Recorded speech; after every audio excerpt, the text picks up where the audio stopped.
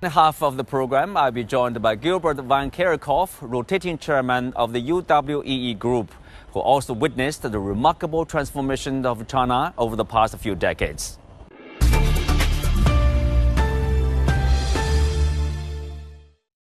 Since 1980, Mr. Kerkhoff has been working with China. He has served as a foreign consultant to the Committee for Beijing's 12th Five-Year Plan and as an economic advisor for the Beijing Olympic Games.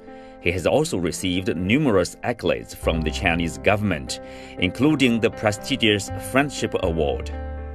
So these are beautiful pictures of history, important occasions. Yes. Actually, I need one more wall. Because not too many of them. There are too many. You were this one of the leading. The only foreigner. The only foreigner. Only foreigner in the preparation committee of the 12th Five-Year Plan, and the only country that has a 5-year plan looking ahead is basically China. Who makes the 5-year plan? The bureaucrats. The administration, the specialists, coming from what we call now the China Development and Reform Commission, right? Right. So I have big respect for these people because they all are very specialists. They do their work together, try to come up with a real good study to orient the country towards a certain goal and over time. So when I'm in my book, I said in 2012, electric cars in China will become big.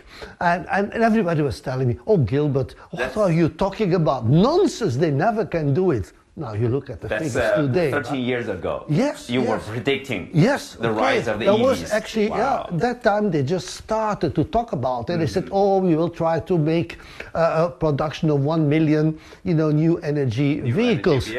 But this nonsense. The Chinese, I say, well, you look.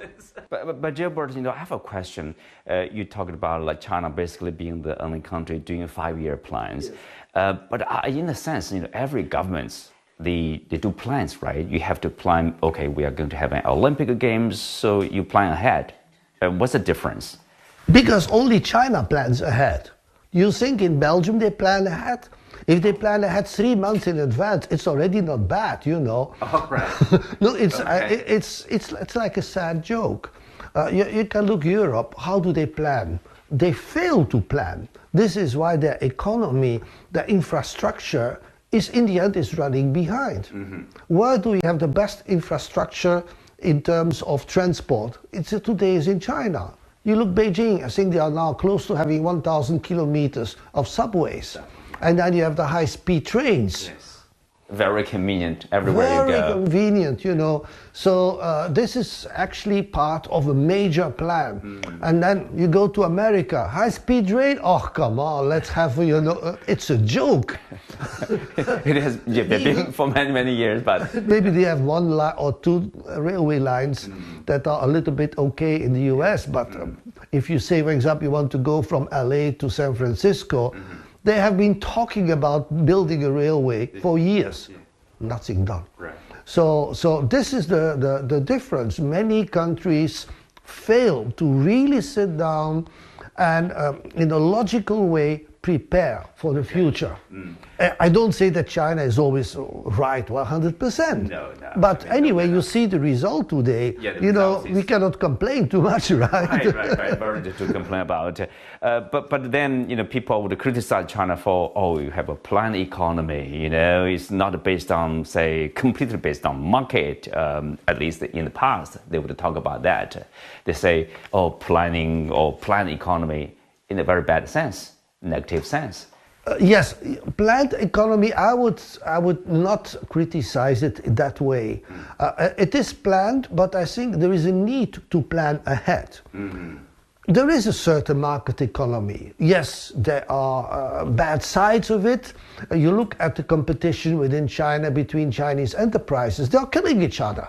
So there is a market economy. There is competition, and as you see, sometimes there's even too much competition within China. Like you see the electric vehicles, there are too many manufacturers, or like more than 100 now. it's a little bit of a bloodbath now, right. because the big ones are trying to kill the small ones. So this is market economy. It's not planned. Okay, the government helps a little bit, yes, but at the end of the day, it's really a competition, and the good ones will win, and the strong ones will survive. Because of this tension, Washington has this strategy against China. People call it keeping China down. Of course, part of the job is really to badmouthing China or give China a negative image. We are facing indeed very big issues, but be aware, you're not the only one to face the issues. As Europeans, we also face similar issues with the US, not even to talk about Canada and Mexico and Panama, Panama, So the situation politically, internationally is very disturbing. I must say personally, I was always very much in favor of open markets. Today, everybody's closing markets. So how far this is going to go, we don't know. I think the only way that China has to get out and improve the situation is just developing their own technologies. A very good example has been DeepSeek, but also we see many other areas where China is making a tremendous progress. I visited Shandong several times, and I was very lucky to be toured around in many offices and factories in Shandong, where I discovered the very, very advanced situation of the medical industry in that province. So there are areas where there can be much more cooperation. It's obvious that today the type of foreign direct investment coming to China is different and has to be different because China has changed. The market has matured. So China doesn't need the basic stuff anymore because they are too advanced. So people who come here to invest, they have to really do their homework very well, study the market, and look at areas where they can work together in a very advanced technologies, which is then in favor both of the Chinese side, but also for the foreign side, working together. How do you look at the economy, overall economy? We know China is leading in, say, renewable energies, like, this wind power, yes, solar power, of course, EVs, etc., batteries, But overall economy, what's your prediction for the next 5 years or, near future? I don't have a crystal ball. I have a crystal ball, but it doesn't work very well. We can still say that. I think today it's very dangerous to make predictions because we have the Trump factor that is making chaos all over the world. So even if we have the best intentions, we have to face the reality that we have a crazy guy sitting in the White House and you never know what he's going to do. Exactly. So people are worried that China is facing stagflation with higher inflation and also unemployment issues, with the demography not being good because we have less workers, because less kids, whatever, These are issues that China will have to face one way or the other. Is the economy going to collapse, as many people predict in the West? I would say surely not. Because then, the China Development and Reform Commission will come out with a new 5-year plan, and they will deal with it one way or the other and make sure that this is not going to happen. But sure, the economy is facing very big challenges because exports are being cut down by all the customs regulations that we see coming everywhere in the West. This is not going to help. The only way, again, is that China produces high technology items, and this will be much more easier to deal with. So China will really have to pay very careful attention because of all the constraints we see in international trade today. It's very, very difficult.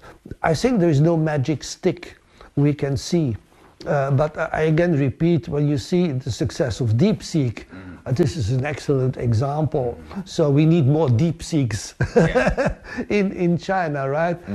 Okay, one last thing about, if you look at the globalization, I'm thinking of Trump's tariffs. You know, the tariffs basically on every country doing business with the U.S., you know, not only Canada, Mexico, China, European countries, probably other countries too.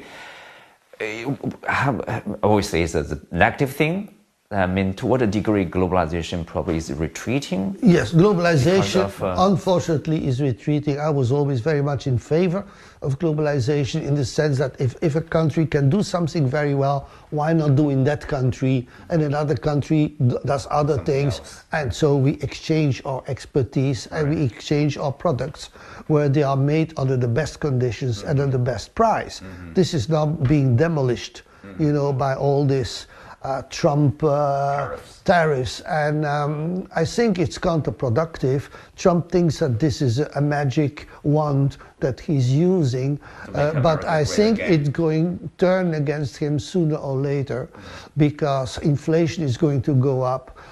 People are going to have to pay much more for things that they want to buy. So inflation is going to go up, and many factories will also suffer because the spare parts they need, for example, in the automobile industry in America, many of the spare parts is coming from other countries, from Canada, from Mexico, from China, from other countries. And if those tariffs go up, and then the cars will also become more expensive, what do you want to do?